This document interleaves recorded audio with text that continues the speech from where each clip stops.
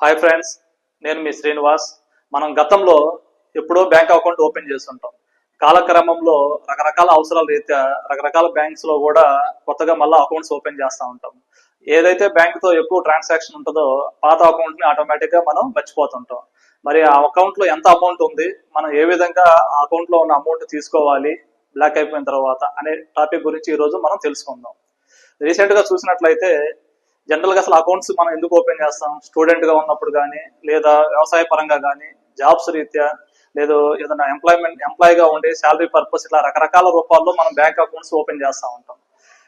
కానీ ఏదైతే కొత్త బ్యాంక్ తో పరిచయమైనప్పుడు జనరల్ గా పాత బ్యాంక్ యొక్క అకౌంట్ మనం ఆపరేట్ అనేది చేయడం తగ్గిపోతూ ఉంటది.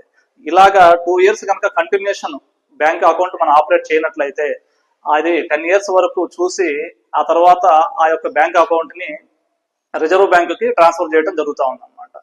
అట్లాగా చిన్న అమౌంట్ అయినా కానీ ఒక 5,000 రూపాయలు ఆ సమయానికి అకౌంట్ లో ఉన్నా అది దానికి ఉన్న సేవింగ్ అకౌంట్ యొక్క వడ్డీ ద్వారా రకరకాలుగా అమౌంట్ చిన్న చిన్నగా పెరుగుతూ ఉంటది అనమాట. ఈ విధంగా చూసినట్లయితే రిజర్వ్ బ్యాంక్ దగ్గర దేశవ్యాప్తంగా 1,50,000 కోట్ల రూపాయల ధనం అనేది రిజర్వ్ బ్యాంక్ లో హోల్డ్ చేయబడి ఉంది. ఎందుకంటే ప్రతి ఒక్కరు సహజం, ఈ మధ్య బ్యాంక్స్ కూడా పోటీ పెరిగిపోయింది. మనకు కూడా రకరకాల ఆఫర్లు ఇవ్వడం వల్ల ఏదో ఒక బ్యాంక్ లో కొత్తగా మన అకౌంట్స్ ఓపెన్ చేస్తూ ఉంటాము. కొత్తగా ఓపెన్ చేసిన బ్యాంక్ తోటి మన ట్రావెల్ జరుగుతూ ఉంటది అనమాట. ఆటోమేటిక్ గా పాత అకౌంట్ హోల్డ్ అయిపోతూ ఉంటది. ఇలా కొన్ని జరుగుతూ ఉంటాయి. మరి కొన్ని సందర్భాల్లో మనం చేసినట్లుగానే మన తల్లిదండ్రులు కానీ, మన బంధువులు కూడా అదే విధంగా పాత అకౌంట్స్ ఓపెన్ చేసినప్పుడు అవి రన్నింగ్ లో అయిపోవటము, మళ్ళీ కొత్తవి ఓపెన్ చేయటము, ఇలా జరుగుతూ పోతూ ఉంటది. మరి కొన్ని సందర్భాల్లో ఎఫ్డీస్ చేస్తూ ఉంటారు.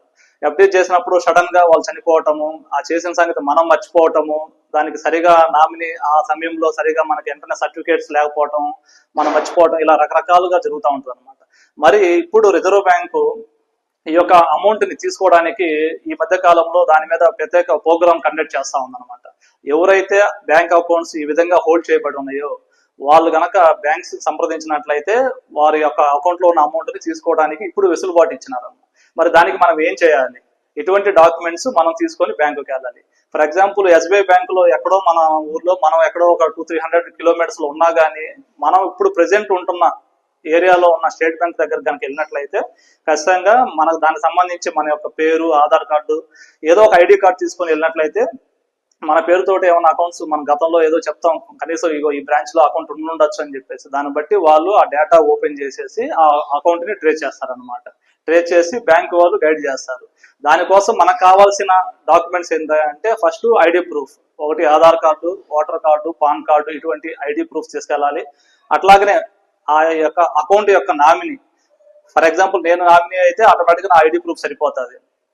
అట్లానే మన యొక్క ఫ్యామిలీ మెంబర్ సర్టిఫికేట్, ఎందుకంటే చనిపోయిన సమయాల్లో ఖచ్చితంగా ఫ్యామిలీ మెంబర్ సర్టిఫికేట్ అవసరం ఉంటుంది. అది ఉంటేనే దాంట్లో ఎవరైతే నామినీగా ఉన్నారో వారికి హక్కు కలుగుతుంది. కాబట్టి ఫ్యామిలీ మెంబర్ సర్టిఫికేట్ కానీ, లేదంటే ఐడి ప్రూఫ్స్ కానీ ఈ గానీ తీసుకొని నియరెస్ట్ బ్యాంక్ కానీ మనం వెళ్ళినట్లయితే వాళ్ళ అకౌంట్స్ వెరిఫై చేసేసి దానికి సంబంధించిన ప్రాసెస్ వారు చేసి పెడతారు.